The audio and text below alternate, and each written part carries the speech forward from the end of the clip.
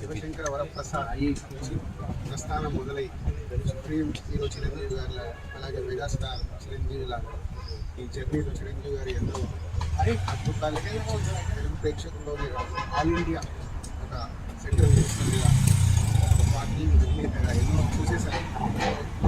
Central గవర్నమెంట్కి వచ్చే Padmashri award కానీ పద్మభూషణ్ కానీ ఆల్రెడీ తీసుకొని ఇప్పుడు పద్మవిభూషణ్ అవార్డు తీసుకోవడం చాలా తెలుగు సినిమా ఇండస్ట్రీతో పాటు తెలుగు ప్రేక్షకులందరి ఎంతో సంతోషకరమైన న్యూస్ ఇది. రాత్రి అప్పుడు 11:30కి తెలియదని మార్నింగే మినిస్టర్ గారు ఫోన్ చేస్తే చిరంజీవి గారు అపాయింట్మెంట్ జరిగింది. మినిస్టర్ గారిని కూడా తీసుకురావడం జరిగింది.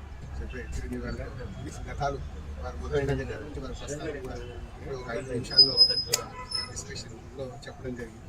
Very happy. And film industry నుంచి తొందరలో చిరంజీవి గారికి ఒక ఈవెంట్ లాగా ప్లాన్ చేద్దామని ప్రయత్నం చేస్తున్నాం. అందరితో మాట్లాడుతున్నట్టు